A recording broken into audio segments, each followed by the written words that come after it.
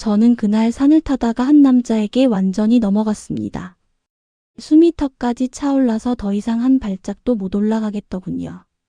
40 앞둔 나이의 체력은 예전 같지 않았고 산악회 첫날이라는 긴장감까지 더해져서 다리가 후들후들 떨렸죠. 앞서가던 사람들은 이미 저 위쪽 능선을 넘어가고 있었고 저만 혼자 바위 하나 붙잡고 헐떡이고 있었습니다. 퇴사 이후로 집에만 처박혀 지내다 보니 몸이 완전히 망가진 거였어요. 이혼 후에는 더 심했죠. 사람 만나기도 싫고 나가기도 싫고 그냥 하루하루 디자인 알바나 하면서 겨우겨우 버티는 게 일상이었으니까요. 그때였습니다. 누군가 제 앞에 우뚝 서더니 손을 내밀었어요. 처음 오셨어요. 천천히 올라가시면 돼요. 목소리부터 달랐습니다. 그냥 다정한 정도가 아니라 진짜 저를 걱정하는 것처럼 느껴지는 톤이었죠. 저는 그의 손을 잡았고 그가 살짝 힘을 줘서 절 끌어올렸을 때 심장이 쿵 하고 내려앉는 걸 느꼈어요. 얼마만인가 싶었습니다. 이렇게 남자한테 손잡아 본 게. 그것도 이렇게 자연스럽게 아무렇지도 않게요. 진호는 제 옆에서 천천히 걸음을 맞춰주었고 중간중간 물도 건네주며 쉬어가자고 말했습니다. 오랜만에 운동하시는 것 같은데 무리하지 마세요. 산은 도망 안 가니까요. 그 말에 저는 피식 웃음이 나왔죠. 정말 오랜만에 누군가한테 배려받는 느낌이었거든요. 이혼하고 나서는 다들 저를 피하거나 불쌍하게 보거나 둘 중 하나였는데 진호는 그냥 자연스럽게 대해줬습니다. 여자로 봐주는 느낌이랄까요. 그게 얼마나 간절했는지 모릅니다. 정상에 올라서 사진 찍을 때도 진호는 제 옆자리를 슬쩍 차지했고 하산길에서도 계속 제 뒤를 따라오며 위험한 구간마다 손을 내밀어 줬어요. 저는 점점 그 손에 익숙해지고 있었죠. 아니, 익숙해지고 싶었는지도 모르겠습니다. 하산 후 회식 자리에서도 진호는 당연하다는 듯 제 옆에 앉았습니다. 고기를 구워주고 술을 따라주고 농담을 던지며 분위기를 띄웠죠. 다른 사람들은 그가 원래 이렇게 사교적인 사람이라고 생각했겠지만 저는 달랐어요. 그의 시선이 자꾸 저한테 머무는 걸 느꼈거든요. 말을 걸 때마다 눈이 마주쳤고 그때마다 제 얼굴이 뜨거워지는 게 느껴졌습니다.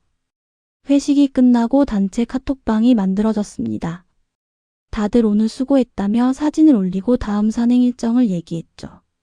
저도 방 안에서 조용히 대화를 지켜보고 있었는데 갑자기 진호한테서 개인 톡이 왔어요. 오늘 힘들었죠? 그래도 끝까지 오르셨잖아요. 대단하세요. 그 한 줄에 저는 한참을 멍하니 폰만 바라봤습니다. 별거 아닌 말인데 왜 이렇게 가슴이 두근거리는지 모르겠더군요. 답장을 뭐라고 해야 할지 몰라서 한참을 고민하다가 겨우 답했죠. 덕분에 올라갔어요. 감사합니다. 그날 밤부터 진호의 톡은 하나씩 더 붙기 시작했습니다. 처음엔 산 얘기, 운동 얘기였다가 점점 일상 얘기로 넘어갔고 어느새 밤늦게까지 톡을 주고받는 사이가 됐죠. 저는 폰을 들여다보는 시간이 점점 길어졌고 그의 프로필 사진을 보며 혼자 웃고 있는 제 모습을 발견했습니다. 산을 내려온 건데 이상하게 내 마음은 그날부터 계속 오르막이었습니다. 첫 산행 이후로 저는 매주 산악회에 빠지지 않고 나갔습니다. 솔직히 산이 좋아서가 아니었어요. 진호를 보고 싶어서였죠. 그것도 미친 듯이요. 아침에 눈 뜨면 제일 먼저 단체 카톡방을 확인했고 진호가 참석한다는 댓글을 보면 그제야 옷을 골랐습니다. 이혼 후로 화장도 안 하고 살았는데 거울 앞에 서서 립스틱을 바르고 있는 제 모습이 낯설면서도 설레더군요. 산행을 3번쯤 갔을 때부터였습니다. 진호와 저는 자연스럽게 뒤처지기 시작했어요. 일부러 천천히 걸으면서 둘만의 대화를 나누는 시간이 점점 길어졌죠. 처음엔 가벼운 얘기였습니다. 날씨, 요즘 먹은 맛집, 회사 근처 카페 같은 거요. 그런데 어느 날부터 진호의 말투가 조금씩 달라지기 시작했어요. 집에 있으면 숨이 막혀요. 그래서 이렇게 산에 나오는 거예요.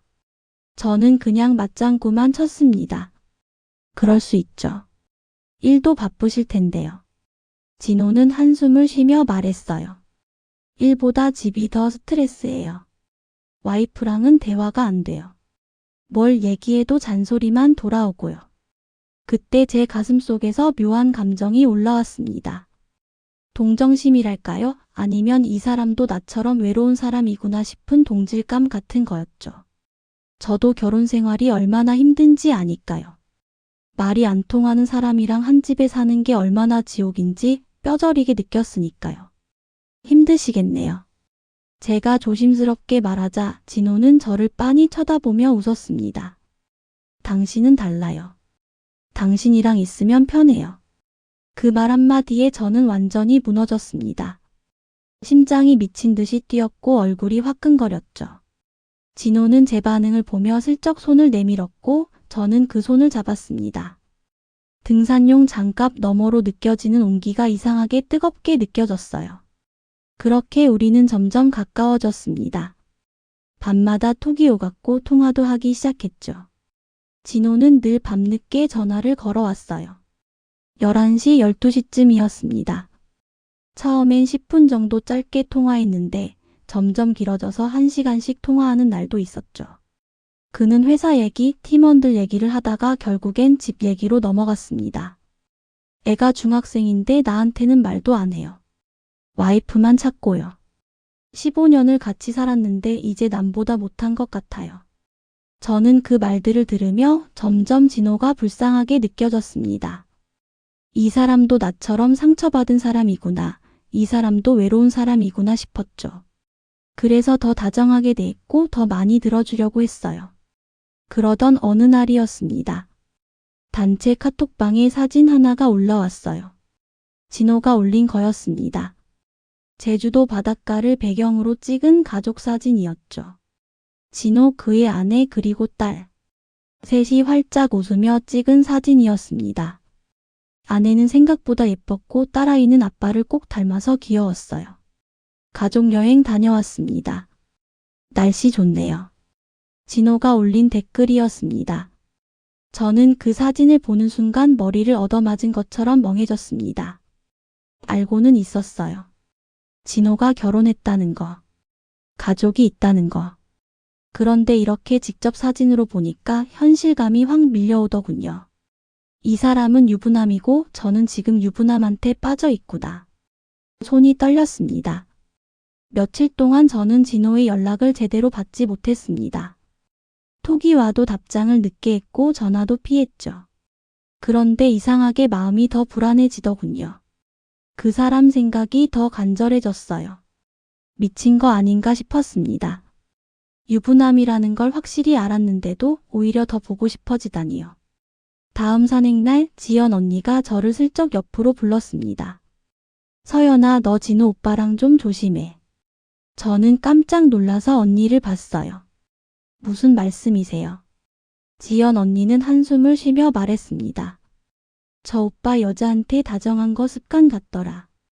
너만 특별하다고 생각하지 마.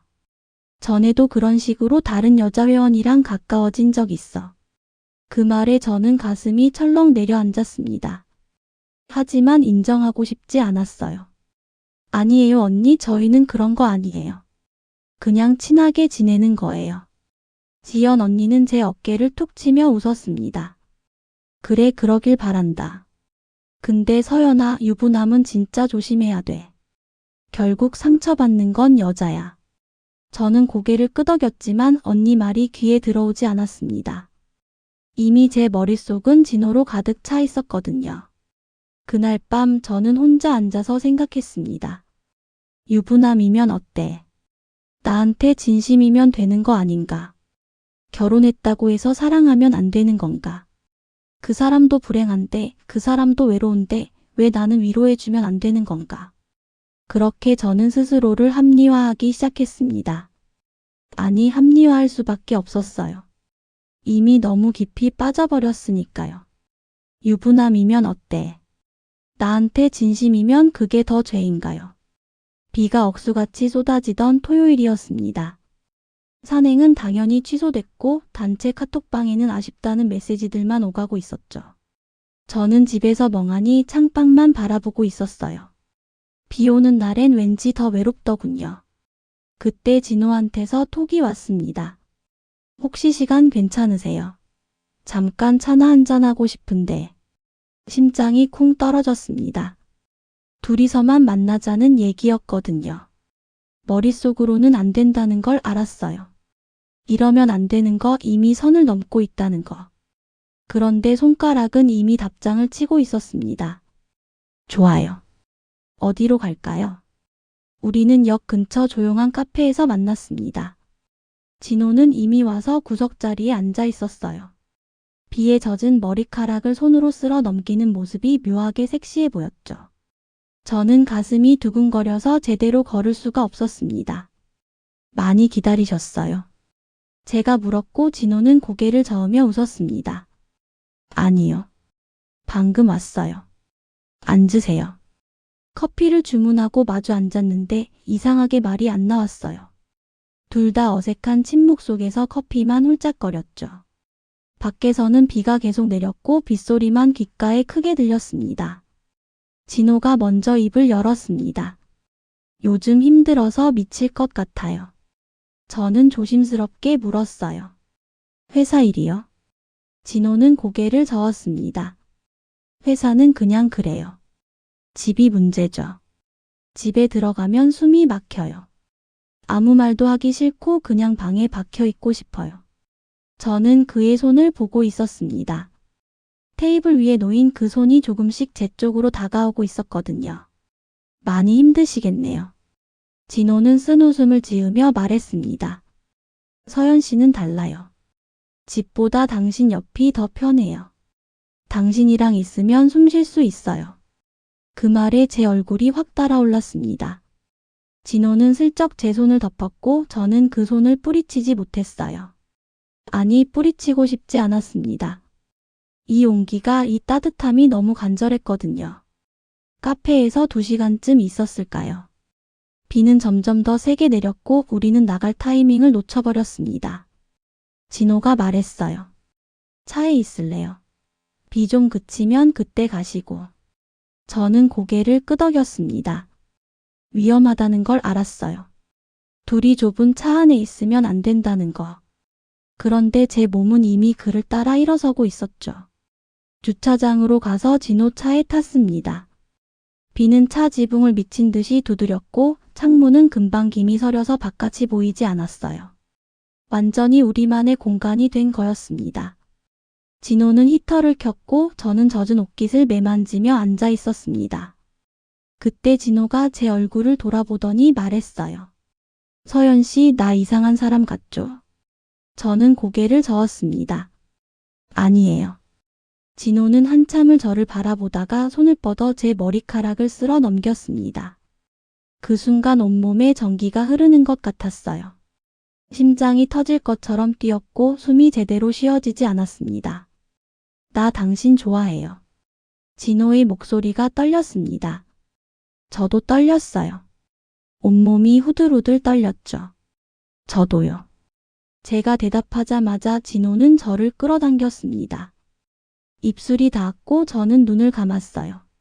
머릿속이 하얘졌습니다. 이러면 안 되는데, 이건 잘못된 건데, 그런 생각들이 스쳐 지나갔지만 몸은 반응하고 있었어요. 얼마나 그렇게 있었을까요? 정신을 차렸을 때 우리는 차 안에서 숨을 헐떡이며 서로를 안고 있었습니다. 밖은 이미 어두워졌고 빗소리는 더 거세졌죠. 진호가 제 귀에 속삭였습니다. 근처에 조용한 데 가요. 우리 좀 더 있고 싶어요. 저는 대답 대신 고개를 끄덕였습니다.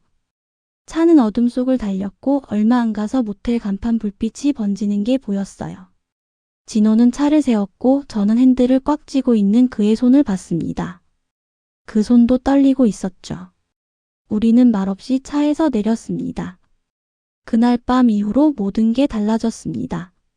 저는 아침에 눈을 떴을 때 천장을 보며 한참을 멍하니 있었어요. 죄책감이 밀려왔습니다. 동시에 묘한 안도감도 느껴졌죠. 이제 우리는 남보다 더 가까운 사이가 됐구나. 이제 그 사람도 저를 함부로 떠나지 못하겠구나. 며칠 후 진호를 다시 만났을 때 그가 말했습니다. 서연아, 나 이혼할 거야. 제 심장이 멎는 줄 알았습니다. 정말요? 진호는 제 손을 꽉 잡으며 고개를 끄덕였어요. 정리하고 너한테 갈게. 조금만 기다려줄 수 있어? 그 한마디에 제 눈에서 눈물이 났습니다. 기쁨인지 슬픔인지 알 수 없는 눈물이었죠. 저는 고개를 끄덕이며 대답했어요. 기다릴게요. 얼마든지요. 진호는 저를 꼭 안았고 저는 그의 품에서 온 세상을 다 가진 것 같은 착각에 빠졌습니다. 그 한마디에 난 내 인생의 나머지를 걸어버렸습니다. 이혼하겠다던 그 말을 믿고 저는 기다리기 시작했습니다. 아니, 기다린다기보다는 그냥 그의 연락에 맞춰 살았다고 해야 맞겠죠. 진호는 여전히 산악회에 나왔고 우리는 사람들 앞에서는 그냥 회원처럼 행동했어요. 하지만 산행이 끝나고 다들 집으로 돌아갈 때쯤이면 진호가 제게 눈빛을 보냈고 저는 그 신호를 알아챘습니다. 다들 먼저 가세요. 저 좀 더 이따 갈게요. 진호가 사람들한테 말하면 저도 슬쩍 뒤처졌죠. 그러면 주차장에서 자연스럽게 만났고 우리는 차를 타고 어딘가로 향했습니다. 늘 비슷한 곳이었어요. 외진 모텔 아니면 어두운 골목 끝 주차장. 한 번은 고속도로 휴게소 구석진 자리에서 만난 적도 있었죠. 처음 몇 번은 설렜습니다. 몰래 만난다는 게 짜릿했고 그 사람이 나를 위해 시간을 내준다는 게 감사했어요. 하지만 한 달쯤 지나자 패턴이 보이기 시작했습니다.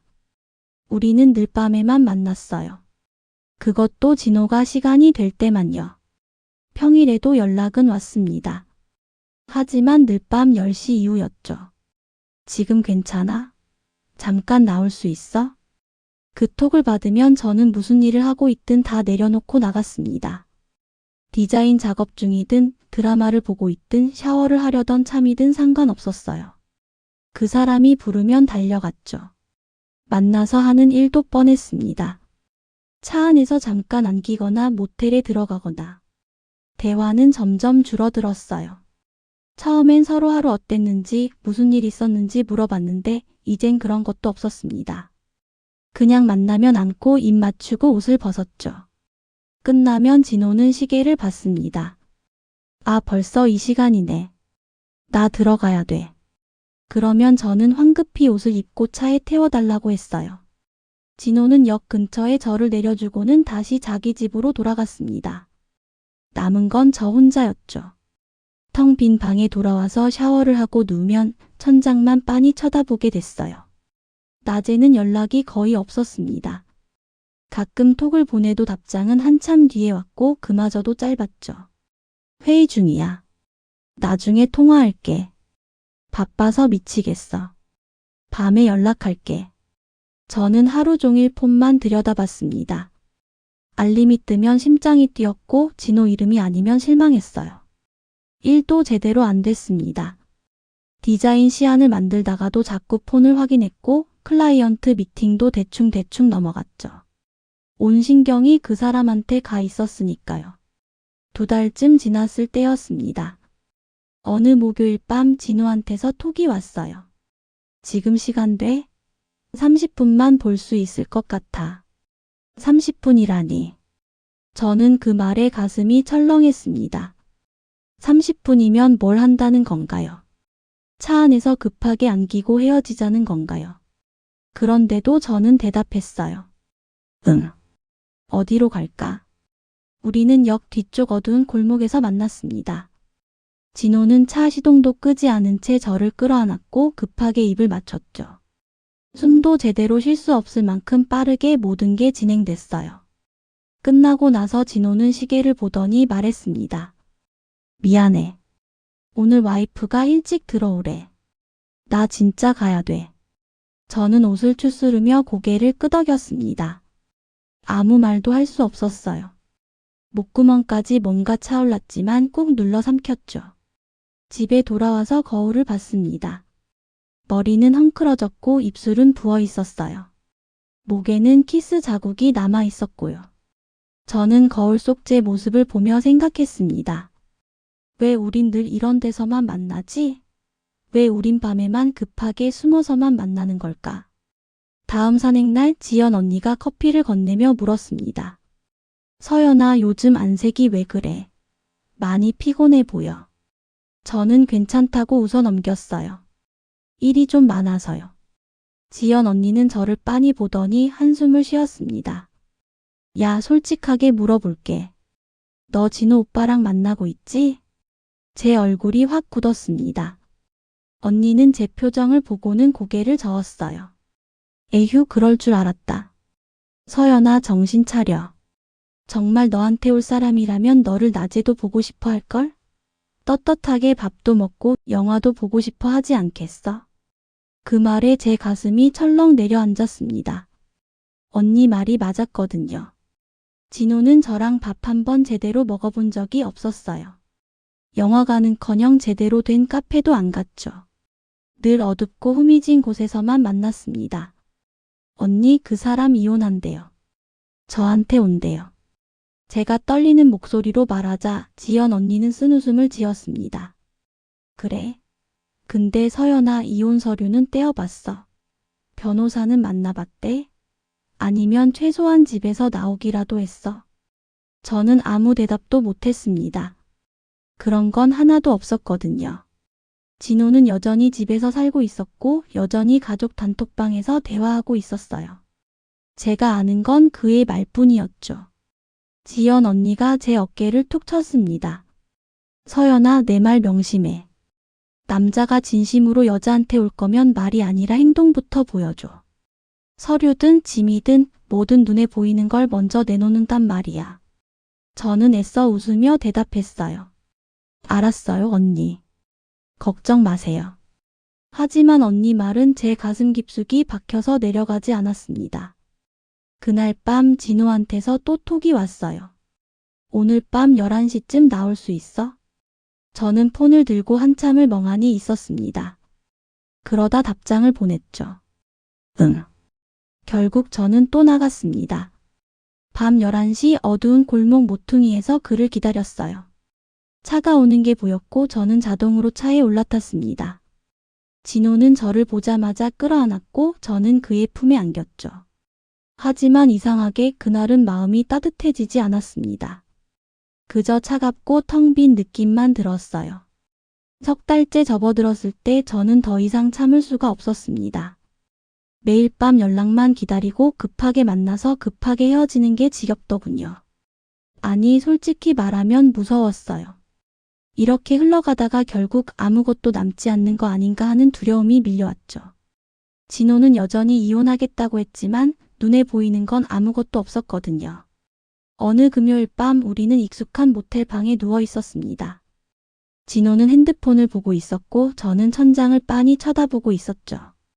가슴 속에서 뭔가 계속 치밀어 올라왔어요. 참았다가는 미칠 것 같았습니다. 진호 씨. 제가 조심스럽게 불렀습니다. 응. 진호는 핸드폰에서 눈을 떼지 않은 채 대답했어요. 이혼 얘기는 집에 꺼내봤어요. 그 순간 방 안 공기가 싸늘해지는 게 느껴졌습니다. 진호는 핸드폰을 내려놓고 한숨을 쉬었어요. 서연아, 지금 타이밍이 안 좋아서 그래. 또 그 말이었습니다. 지난 석 달 동안 들었던 똑같은 대답이었죠. 왜 타이밍이 안 좋은데요?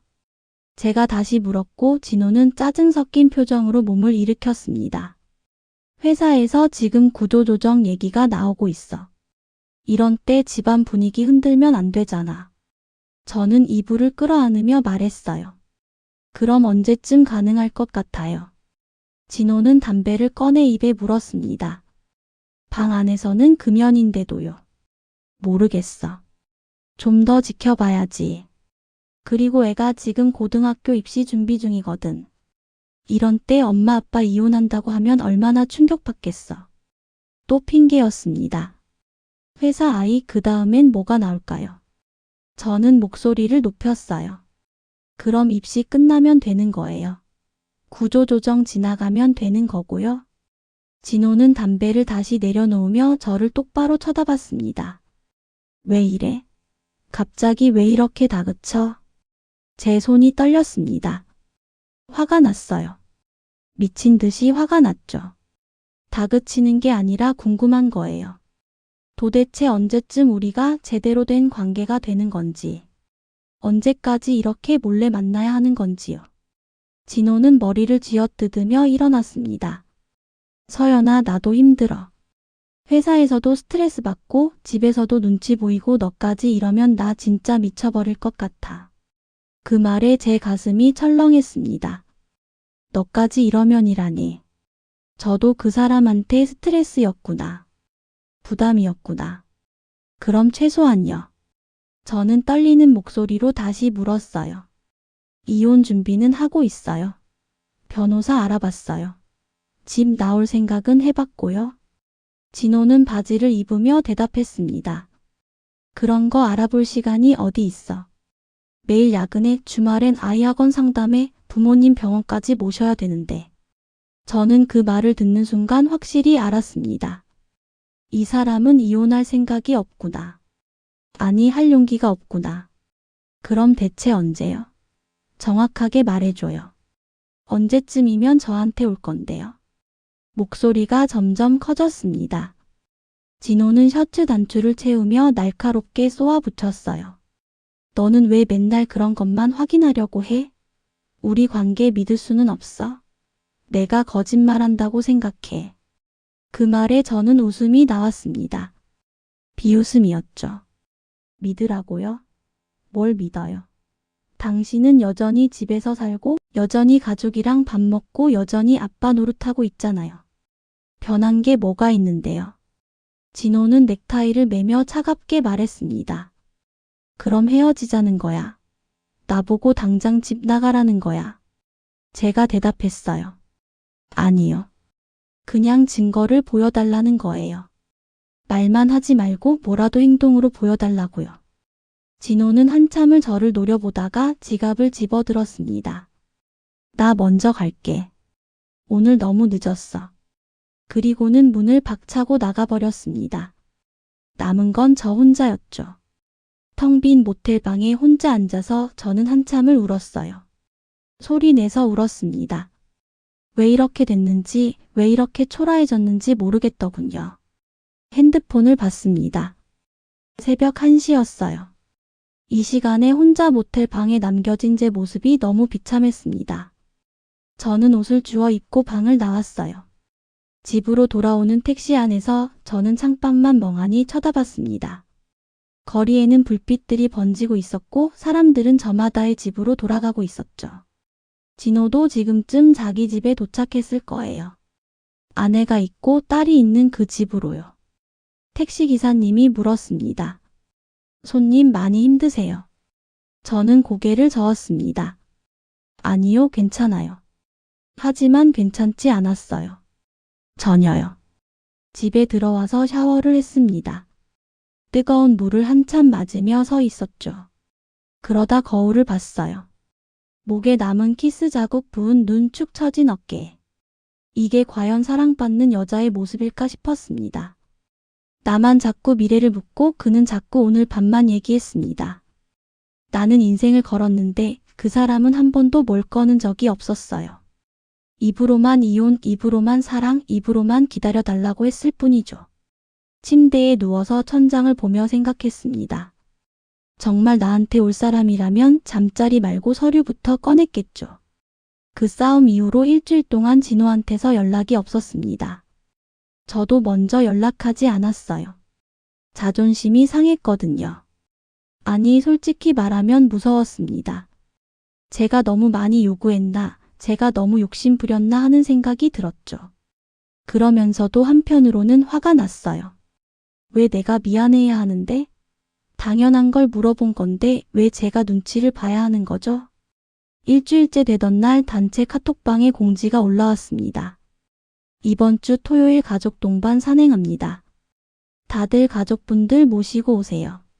가족 동반이라니. 저는 그 글을 보는 순간 가슴이 싸늘해졌어요. 진호도 가족을 데리고 올까?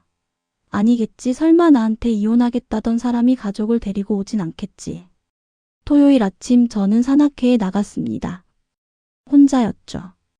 산 입구에 도착했을 때 이미 사람들이 모여 있었어요. 가족끼리 온 사람들이 많더군요. 부부, 아이들 다들 행복해 보였습니다. 지연 언니가 저를 보고 손을 흔들었어요. 서연아, 이리 와. 저는 언니 쪽으로 걸어가고 있었습니다. 그때였어요. 주차장 쪽에서 익숙한 목소리가 들렸죠. 여보, 물은 챙겼어. 제 발이 멈췄습니다. 천천히 고개를 돌렸어요. 진호가 차에서 내리고 있었습니다. 그 옆에는 여자가 있었고 중학생쯤 되어 보이는 여자아이가 있었죠. 유라였습니다. 진호의 아내였어요. 사진으로만 봤던 그 여자가 진짜로 제 앞에 서 있었습니다. 생각보다 키가 컸고 얼굴도 예뻤어요. 깔끔하게 차려입은 등산복 차림에 머리는 단정하게 묶여 있었죠. 딸아이는 아빠를 쏙 빼닮아서 눈이 크고 귀여웠습니다. 아빠, 나 배낭 무거워. 딸이 투정을 부렸고 진호는 웃으며 딸의 배낭을 받아들었어요. 그래, 아빠가 들어줄게. 그 모습을 보는 순간 제 다리에 힘이 풀렸습니다. 숨이 막혔어요. 진호는 정말로 다정한 아빠였고 평범한 가장이었습니다. 저한테 보여줬던 그 모습이 아니었어요. 훨씬 더 자연스럽고 훨씬 더 행복해 보였죠. 유라가 도시락 가방을 들고 남편 옆으로 붙었습니다. 오늘 날씨 좋네. 오랜만에 가족끼리 나온 것 같아. 진호가 대답했어요. 그러게. 우리 이런 거 자주 해야 되는데. 자주 해야 된다고요? 저는 그 말을 듣는 순간 온몸이 얼어붙는 걸 느꼈습니다. 이 사람은 저한테 집이 지옥이라고 했잖아요. 아내랑 대화가 안 된다고 했고 숨이 막힌다고 했는데요. 그때 진호와 눈이 마주쳤습니다. 제 심장이 쿵 떨어졌어요. 진호는 저를 봤습니다. 분명히 봤어요. 눈이 마주쳤고 그 순간 진호의 얼굴이 굳었죠. 하지만 단 1초도 안 돼서 진호는 시선을 돌렸습니다. 마치 모르는 사람을 본 것처럼 아무렇지도 않게 딸과 아내를 데리고 입구 쪽으로 걸어갔어요. 저는 그 자리에 얼어붙은 채 서 있었습니다. 지연 언니가 제 팔을 잡았어요. 서연아, 괜찮아? 저는 고개를 끄덕였습니다. 하지만 괜찮지 않았어요. 전혀요. 산행이 시작됐고 저는 멍하니 사람들을 따라 걸었습니다. 앞쪽에서 진호 가족이 같이 오르고 있는 게 보였어요. 딸아이가 힘들다고 하면 진호가 손을 잡아줬고 유라는 중간중간 물을 건네며 남편을 챙겼죠. 여보, 천천히 가. 무릎 안 좋다며. 유라가 말하자 진호가 웃으며 대답했습니다. 괜찮아. 요즘 운동 좀 해서 괜찮아졌어. 운동이라니. 산악회 말하는 거겠죠. 저랑 만나려고 나왔던 그 산행들을요. 그게 가족한테는 운동이 된 거였습니다. 정상 근처에 도착했을 때 사람들이 다 같이 모여서 도시락을 먹기 시작했어요. 진호 가족도 돗자리를 펴고 앉았습니다. 유라가 준비해온 김밥을 꺼냈고 딸아이가 좋아하며 손뼉을 쳤죠. 엄마, 이거 내가 제일 좋아하는 거잖아. 유라가 딸 머리를 쓰다듬으며 웃었어요. 그래서 엄마가 새벽부터 쌌지. 새벽부터 김밥을 쌌다고요. 저는 그 광경을 멀찍이서 지켜봤습니다. 가슴이 찢어지는 것 같았어요. 저 여자는 남편이 바람 피우는 줄도 모르고 새벽부터 김밥을 샀고 저 아이는 아빠가 다른 여자 만나러 다니는 줄도 모르고 좋아하고 있었습니다. 그리고 진호는요? 아무렇지도 않게 김밥을 먹으며 웃고 있었어요. 딸한테 농담을 던지고 아내 어깨에 손을 올리고 완벽한 가장 노릇을 하고 있었죠. 저는 그 모습을 보며 깨달았습니다. 이 사람은 절대 이혼 안 해. 못하는 게 아니라 안 하는 거야. 이 평범한 일상, 이 따뜻한 가족, 이걸 버릴 이유가 하나도 없잖아. 나는 그냥 밤에 심심할 때 만나는 상대였을 뿐이야. 하산길은 더 지옥이었습니다. 앞에서 진호가 딸 손을 잡고 걷고 있었거든요. 유라는 남편 등을 토닥이며 수고했다고 말했고 진호는 웃으며 고개를 끄덕였어요. 저는 혼자 뒤에서 그 모습을 보며 걸었습니다. 눈물이 나려고 했지만 참았어요. 여기서 울 수는 없었거든요. 하산 후 사람들이 다 헤어질 때쯤 핸드폰이 울렸습니다. 진호였어요. 오늘은 미안. 설명할게. 우리 밤에 잠깐 볼 수 있을까? 저는 그 메시지를 보는 순간 웃음이 나왔습니다. 비웃음이었죠. 밤에 잠깐이라고요. 또 밤에 또 잠깐 또 급하게 만나서 말도 제대로 못하고 헤어지자는 거죠. 그이 잠깐 볼 수 있을까라는 말 속에 내가 얼마나 가벼운 존재였는지 보였습니다. 저는 그날 밤 진호의 연락에 답하지 않았습니다. 핸드폰을 들여다보며 한참을 앉아 있었어요. 잠깐 볼 수 있을까라는 그 메시지가 계속 눈에 들어왔죠. 예전에 저였다면 당장 뛰쳐나갔을 거예요. 그 사람이 부르면 무조건 달려갔으니까요.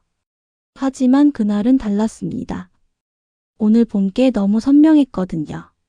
딸 손을 잡고 걷던 모습, 아내 어깨에 손을 올리던 모습, 김밥 먹으며 웃던 모습. 그게 진짜 진호의 삶이었어요. 저는 거기 끼지 못했고 앞으로도 끼지 못할 거였습니다. 저는 핸드폰을 엎어놓고 샤워를 했습니다. 뜨거운 물을 한참 맞으며 서 있었죠. 나오니 진호한테서 톡이 또 와 있었어요. 왜 답 안 해? 화났어? 미안해. 오늘 설명할게. 나올 수 있지? 서연아, 제발 좀 답해줘. 저는 그 메시지들을 읽고도 답장하지 않았습니다. 처음으로 씹어버린 거였죠. 다음날 아침 진호한테서 전화가 걸려왔습니다. 아침 8시였어요. 이 시간에 전화가 온 건 처음이었죠. 저는 한참을 망설이다가 받았습니다. 왜 연락 안 받았어? 진호의 목소리는 짜증으로 가득했어요. 바빴어요. 제가 차갑게 대답하자 진호가 한숨을 쉬었습니다. 어제 그거 말이야. 가족 동반이라길래 어쩔 수 없이 데리고 나온 거야. 원래 안 갈 생각이었는데 애가 자꾸 가자고 해서. 저는 웃음이 나왔어요. 그래서요? 뭐가 그래서야? 내가 미안하다잖아. 나도 불편했어. 너 있는데 가족이랑 있으니까 이상하더라고. 이상했다고요? 저는 그 말에 화가 치밀었습니다. 진호 씨, 이상한 게 뭔지 알아요? 뭔데? 당신이 가족이랑 있는 게 자연스러워 보였다는 거예요. 전혀 불편해 보이지 않았어요. 딸 손잡고 아내 챙기고 김밥 먹으면서 웃고. 완전히 행복한 가장이더라고요. 진호는 잠시 말이 없었습니다. 그게 무슨 소리야? 있는 그대로 말하는 거예요. 당신은 저한테 집이 지옥이라고 했잖아요. 아내랑 대화가 안 된다고 했고요. 근데 어제 본 모습은 전혀 그렇지 않았어요. 진호의 목소리가 높아졌습니다. 야, 그건 사람들 앞이니까 그런 거잖아. 내가 애 앞에서 싸우고 그럴 수는 없잖아. 그럼 물어볼게요. 저는 침착하게 말했어요. 이혼 서류는 떼어봤어요. 아직. 변호사는 만나봤어요. 그건. 집에서 나올 준비는요? 서연아, 지금 나 다그치는 거야. 진호의 목소리에 짜증이 가득했습니다. 하지만 저는 물러서지 않았어요. 다그치는 게 아니라 확인하는 거예요. 당신 진짜 나한테 올 거예요, 아니에요? 진호가 소리를 질렀습니다. 야, 김서연. 너 왜 이렇게 변했어? 예전엔 그냥 좋아서 만났잖아. 너도 즐기는 줄 알았는데 왜 갑자기 착한 척이야? 그 말을 듣는 순간 제 안에 남아있던 마지막 정까지 싹 사라지는 게 느껴졌습니다. 즐겼다고요? 저보고 즐겼다고요? 진호 씨. 제 목소리는 놀라울 정도로 차분했어요. 저는 즐긴 적 없어요. 한 번도요. 저는 당신이 진심인 줄 알았고 정말 나한테 올 거라고 믿었어요. 근데 당신은 그냥 밤에 심심할 때 만날 여자가 필요했던 거죠. 무슨 개소리야. 나 진심이었어. 지금도 너 좋아한다고. 좋아한다고요? 저는 비웃음을 터뜨렸습니다. 좋아하는 사람한테 밤에만 연락해요. 좋아하는 사람. 모텔에만 데리고 가요. 좋아하는 사람 앞에서 가족 사진 올려요. 그건 네가 이해를 못해서 그래. 내 상황이 얼마나 복잡한데. 진호가 변명을 늘어놓기 시작했지만 저는 더 이상 듣고 싶지 않았습니다. 이혼 서류 진행되기 전까진 나한테 오지 마세요. 제가 딱 잘라 말하자 진호가 헛웃음을 쳤어요. 야, 지금 나한테 최후 통첩하는 거야. 최후 통첩이 아니라 당연한 말 하는 거예요. 당신 아직 유부남이잖아요. 유부남이 나한테 오면 안 되죠. 진호는 한참 동안 거친 숨소리만 내뱉었습니다. 그러더니 냉소를 띤 목소리로 말했어요. 그래, 알았어. 내 맘대로 해. 근데 서연아, 넌 처음부터 알았잖아. 내가 유부남인 거. 그런데 왜 만났어? 왜 모텔 따라왔고? 지금 와서 피해자 코스프레 하지 마. 그 말에 제 손이 부들부들 떨렸습니다.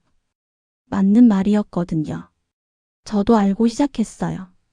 하지만 그건 진호가 이혼하겠다고 약속했기 때문이었죠. 맞아요. 제 잘못도 있어요. 유부남인 줄 알고도 당신 말 믿은 게 제 잘못이죠. 제 목소리가 떨렸습니다. 근데 진호 씨, 우리 애초에 같은 자리에서 시작한 적 없더라고요. 난 인생을 걸었는데 당신은 반만 가져갔잖아요. 진호는 욕을 내뱉었습니다. 썩을 것 진짜 1억이야. 나한테 이럴 거면 처음부터 왜 만났어? 저도 그게 궁금해요. 왜 만났을까요? 외로워서? 아니면 당신 거짓말을 진짜로 믿어서? 진호가 차갑게 말했습니다. 그럼 네가 정리해. 나 바빠서 이런 거 할 시간 없어. 그리고 전화를 끊어버렸습니다. 저는 한참 동안 핸드폰을 쥔 채 멍하니 있었습니다. 그러다 연락처로 들어갔어요. 진호 오빠라고 저장돼 있던 이름을 눌렀죠. 천천히 지우고 다시 입력했습니다. 박진호. 오빠도 아니고 그냥 박진호. 이름 석자만 남겼어요. 그리고 알림을 껐습니다. 이제 이 사람한테서 톡이 와도 전화가 와도 알림이 뜨지 않을 거였어요. 화면을 보며 저는 중얼거렸습니다.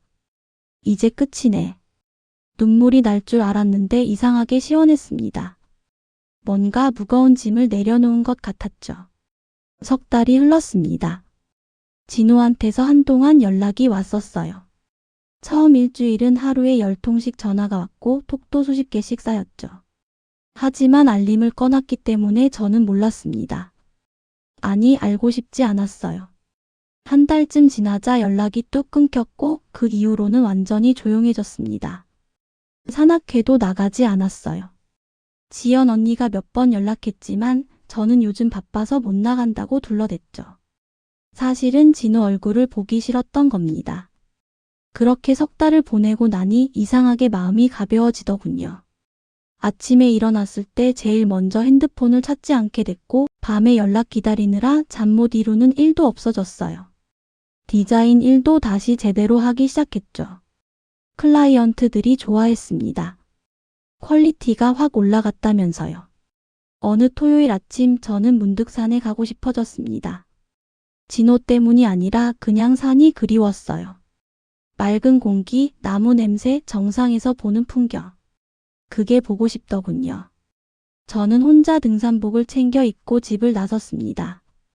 처음 산악회 갔던 그 산으로 향했어요.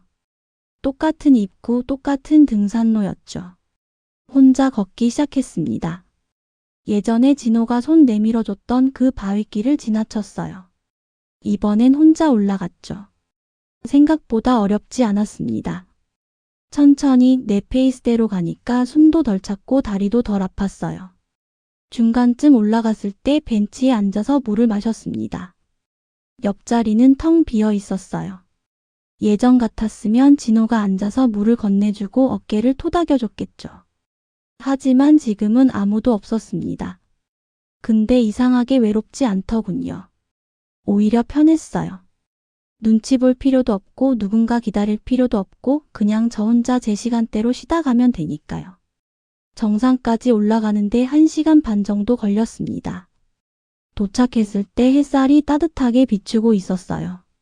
사람들이 몇 명 있었지만 북적거리진 않았죠. 저는 구석진 바위에 앉아서 가방을 열었습니다. 편의점에서 산 김밥이 들어 있었어요. 혼자 먹는 김밥이었죠. 포장을 뜯어서 한 입 베어 물었습니다. 맛있더군요. 왜 이렇게 맛있는지 모르겠어요. 그냥 1,000원짜리 편의점 김밥인데 세상에서 제일 맛있는 것처럼 느껴졌습니다. 혼자 혼자 먹어서 그런가 아니면 정말 배가 고파서 그런가. 김밥을 다 먹고 물을 마시며 앉아 있었습니다. 바람이 불었고 머리카락이 날렸죠.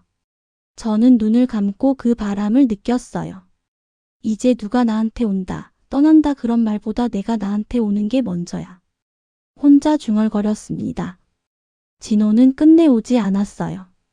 이혼도 안 했고 집도 안 나갔고 여전히 가족이랑 잘 살고 있겠죠. 저는 그 사람한테 석 달을 허비했지만 그 사람한테는 저는 그냥 스쳐간 여자 하나였을 겁니다. 근데 이상하게 후회는 안 되더군요. 아프긴 했지만 덕분에 배웠거든요. 말만 번지르르한 사람, 행동은 하나도 안 따라오는 사람, 그런 사람한테 내 인생을 거는 게 얼마나 미친 짓인지요. 핸드폰이 울렸습니다. 지연 언니였어요. 서연아 어디야? 오랜만이다. 저는 웃으며 대답했습니다. 언니 저 지금 산 위에 있어요. 산악회 나왔어? 오늘 산행 없는데? 아니요, 혼자 왔어요. 지연 언니가 잠시 말이 없다가 물었습니다. 그래? 괜찮아? 네, 좋아요. 혼자 오르니까 더 편하네요. 언니가 웃었어요. 그래, 잘했다. 근데 서연아, 새로 산악회 하나 더 생겼다는데 거기 회장은 싱글이래. 이번엔 우리 둘이 제대로 골라볼까? 나도 혼자거든. 예전에 저였다면 바로 좋다고 했을 거예요. 새로운 남자, 새로운 기회라고 생각했겠죠. 하지만 지금은 달랐습니다. 언니, 저는 이제 회장보다 나부터 잘 고를래요. 지연 언니가 빵 터졌습니다. 야, 김서연. 너 완전히 정신 차렸구나. 좋아, 그래야지. 남자 때문에 인생 허비하지 말고. 통화를 끊고 저는 다시 앞을 바라봤습니다. 산 아래 마을이 작게 보였고 구름이 천천히 흘러가고 있었어요. 세상은 여전히 돌아가고 있었고 저도 여전히 살아 있었습니다. 진호 없이도요. 아니, 진호 없이 더 잘 살고 있었어요. 하산길은 더 가벼웠습니다. 올라올 때보다 훨씬 빨리 내려갔죠. 입구에 도착했을 때 해가 기울고 있었어요. 저는 차에 타기 전에 한번 뒤를 돌아봤습니다. 저 산을 다시 올 거예요. 혼자서 제 속도로 제가 원할 때요. 누군가 손 내밀어 주길 기다리지 않을 겁니다. 제가 제 손을 잡고 올라갈 거예요. 집으로 돌아오는 길에 편의점에 들렀습니다. 맥주 한 캔을 샀죠. 집에 와서 샤워하고 맥주를 따서 마셨어요. 창밖을 보며 혼자 앉아 있었습니다. 핸드폰을 봤어요. 진호 연락처가 아직 남아 있었습니다. 박진호. 저는 잠시 망설이다가 그 이름을 눌렀어요. 삭제 버튼을 눌렀습니다. 정말로 삭제하시겠습니까? 묻는 화면이 떴고 저는 주저없이 확인을 눌렀습니다. 박진호라는 이름이 사라졌어요. 연락처에서, 톡 목록에서, 제 인생에서요. 맥주를 한 모금 마시며 중얼거렸습니다. 수고했어, 서연아. 제 자신한테 하는 말이었어요. 정말 수고 많았다고, 이제 그만 아파도 된다고, 이제는 나한테 잘해주자고요.